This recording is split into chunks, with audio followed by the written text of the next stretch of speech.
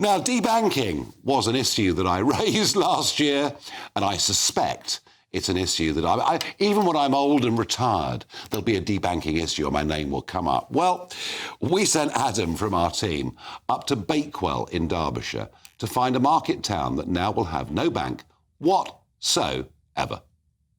While Bakewell might look like a peaceful market town, in recent weeks the local community's fury has attracted national attention. Behind me is the very last NatWest branch, and indeed the last bank in the entirety of the Peak District. And in just under a month, that branch is closing its doors for good, allegedly because they were only serving 6 regular customers on a weekly basis. Local MP Sarah Dines, however, says that's completely wrong. My postbox is full of letters, hard copies and emails from elderly people, business people who are heartbroken that this bank is going to close. It is a debanking scandal, and what's worse is the freedom of the individual.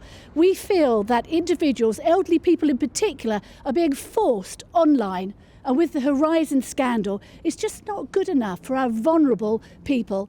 Over a quarter of the Derbyshire Dales population is aged 65 or above.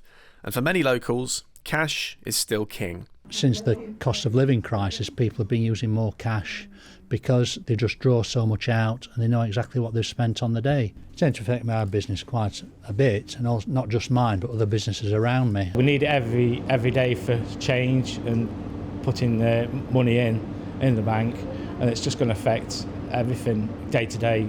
It'll have a massive impact on the community, on the shops. People don't just come to the bank, they come to meet friends, they'll go into coffee shops for coffee, they'll come and do the weekly shops, so it's not just the bank. Massive impact on the town itself. Nobody just going to the post office because they can't answer the specific questions to do with their bank account. We still handle quite a number of cheques. Farmers pay us with cheques, and many farmers still like to receive a cheque for the livestock that they've sold. This isn't just a Bakewell problem.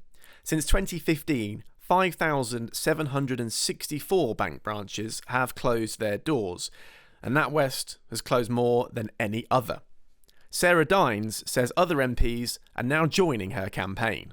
Well, I've got a national campaign now, and I've got 22 MPs, mainly in rural communities, who have the same issues, and we're working together. I'm spearheading it because Bakewell can't be left out. I'm afraid it's just not good enough to have a consultation after the event. That's not a consultation in my book. It's not fair.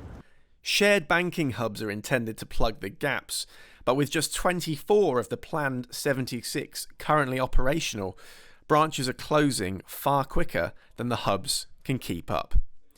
Adam Cherry, GB News, Bakewell. Well, there we are. That was Cherry from Bakewell. That worked rather well. And Sarah Dines, well done! 22 Conservative MPs have woken up. There's an issue with debanking and they've launched a big campaign. Gosh, won't that just knock our socks off? A NatWest spokesman replied by saying, as with many industries, most of our customers are shifting to mobile and online banking because it's faster and easier for people to manage their financial lives. We understand and recognise that digital solutions aren't right for everyone or every situation, and that when we close branches, we have to make sure no one is left behind.